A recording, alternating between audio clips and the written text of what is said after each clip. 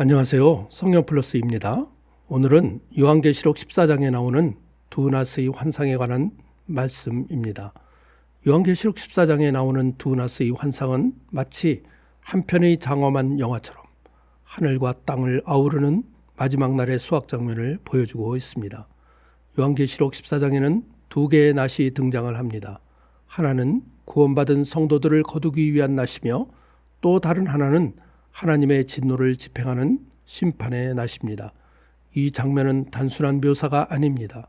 우리가 지금 어느 편에 서 있는가, 어떤 결말을 맞게 될 것인가를 정직하게 성찰하게 만드는 하나님의 거울과도 같은 말씀입니다.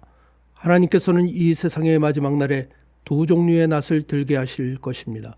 첫 번째 낫은 인자 같으니, 즉 예수 그리스도가 손에 들고 계신 낫입니다.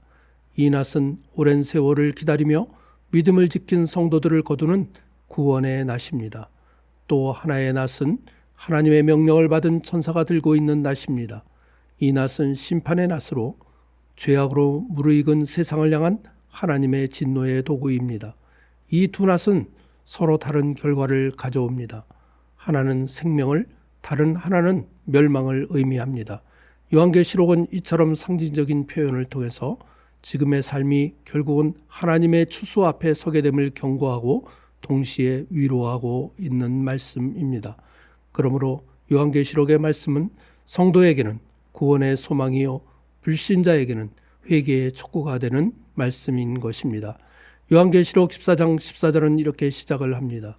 또 내가 보니 흰 구름이 있고 구름 위에 인자와 같은 이가 앉으셨는데 그 머리에는 금면류관이 있고 그 손에는 예리한 낫을 가졌더라. 여기서 인자라는 표현은 단순히 사람이라는 뜻만이 아닙니다. 이 표현은 구약의 다니엘서 7장에서도 등장을 합니다. 다니엘이 본 환상 속에서 인자 같은 이가 하늘 구름을 타고 옛적부터 계신 이 앞으로 나아가 왕권과 영광을 받는 장면이 나옵니다. 이 말씀은 예수 그리스도께서 하나님의 보호자로부터 권세를 받으시는 모습을 예언한 말씀입니다. 복음서에서도 예수님은 자신을 인자라고 불렀습니다. 이 표현은 예수님의 신성과 인성을 동시에 담고 있는 고백입니다. 또한 금면류관은 승리의 상징입니다. 죄와 죽음을 이기신 예수님의 왕권을 나타내고 있습니다. 그렇다면 그분이 들고 계신 낫의 의미는 무엇일까요? 예수님이 가지고 계신 낫의 의미는 첫 번째로 구원의 상징으로 보고 있습니다. 그 이유는 스가랴 5장 1절에 나오는 말씀 때문입니다.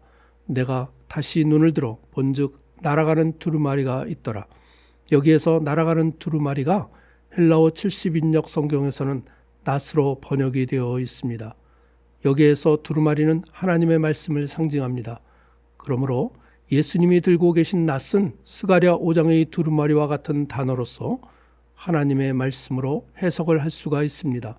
하나님은 마지막 날에 그분의 말씀을 통해 익은 성도들을 거두시는 영적 추수를 나타내는 환상으로 해석을 하고 있는 것입니다. 또한 요한복음 4장 35절에서도 예수님은 이렇게 말씀하십니다. 너희 눈을 들어 밭을 보라. 휘어져 추수하게 되었도다. 믿음으로 환난을 견디고 끝까지 인내하며 산 자들은 이미 영적으로 익은 곡식들입니다. 예수님은 마지막 때에 그들을 낫으로 거두어 하나님의 나라로 데려가십니다. 그러므로 이 환상은 성도들에게 구속의 완성과 하늘의 소망을 주시는 말씀인 것입니다. 그러나 또 다른 시각도 있습니다. 이 환상을 심판의 도구로 해석하는 견해입니다. 구약 요엘서 3장 13절에 보면 하나님께서 이렇게 말씀을 하십니다. 너희는 낫을 쓰라. 곡식이 익었도다. 와서 밟을지어다.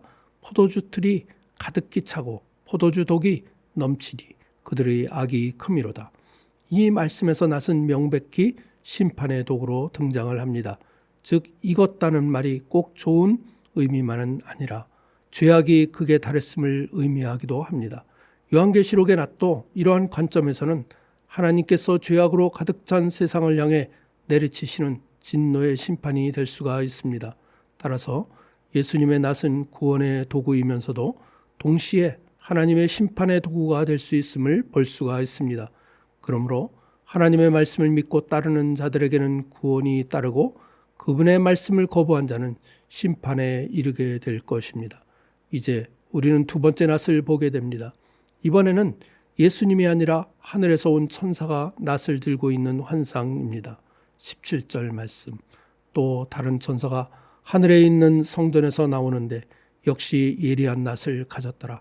또 불을 다스리는 다른 천사가 제단으로부터 나와 예리한 낫 가진 자를 향하여 큰 음성으로 불러 이르되 내 예리한 낫을 휘둘러 땅의 포도송이를 거두라.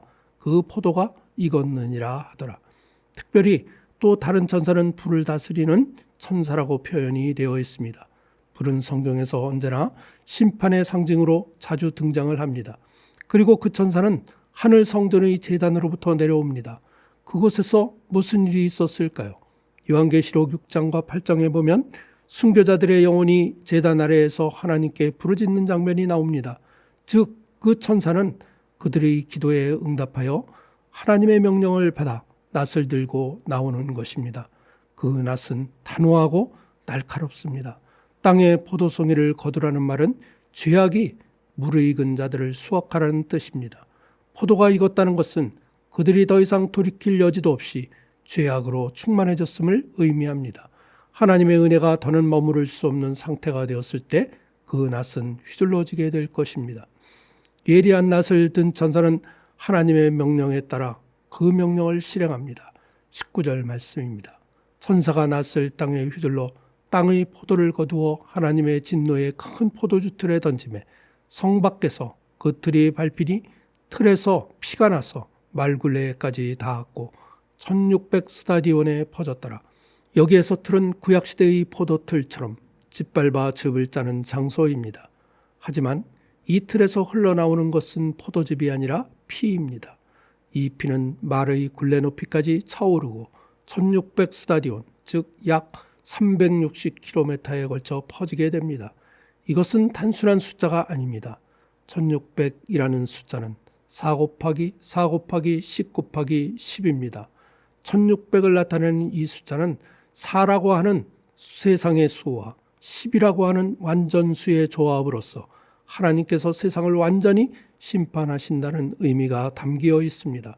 성밖이라는 표현도 중요합니다. 이는 하나님의 은혜가 머무는 성, 곧 거룩한 예루살렘이 아니라 그 밖의 장소, 즉 은혜 밖에 있는 자들이 이 심판을 받게 된다는 것입니다. 이 장면은 하나님의 심판이 얼마나 철저하고 무서운지를 생생하게 보여주고 있습니다. 이제 두 낫의 차이를 정리해 보겠습니다. 인자의 낫은 예수님이 들고 계시며 구원의 말씀을 따라 살아온 성도들을 위한 구원의 낫입니다. 한편으로는 불순종한 자들에게는 심판의 낫이 될 것입니다. 천사의 낫은 하나님의 명령을 받아 죄악의 열매를 거두는 심판의 낫입니다. 한쪽은 생명의 낫, 다른 한쪽은 진노의 낫이 되는 것입니다. 우리는 이 두 낫 앞에서 중립에 서 있을 수가 없습니다. 하나님의 말씀에 반응하느며 사느냐, 거부하느냐에 따라 우리는 이 둘 중 하나의 낫 아래 놓이게 될 것입니다. 그날에 어떤 낫이 우리를 거두게 될지는 오늘 우리의 삶을 통해 결정될 것입니다. 오늘 우리들은 스스로 질문해 보아야 합니다. 나는 지금 어떤 낫 아래에 서 있는가? 예수 그리스도의 구원의 낫 아래에 있는가? 아니면 하나님의 진노를 향해 다가가고 있는가? 요한계시록은 단지 두려움을 주기 위한 책이 아닙니다. 믿음을 지킨 자에게는 소망의 책이며 구원의 약속이 담긴 책입니다. 그러나 믿음을 저버린 자에게는 분명한 경고의 나팔이 되기도 합니다. 오늘 이 시간 우리의 삶을 돌아보면서 하나님의 말씀으로 우리의 마음을 새롭게 하고 주님 앞에 바로 서는 은혜가 있기를 간절히 소망합니다. 아멘.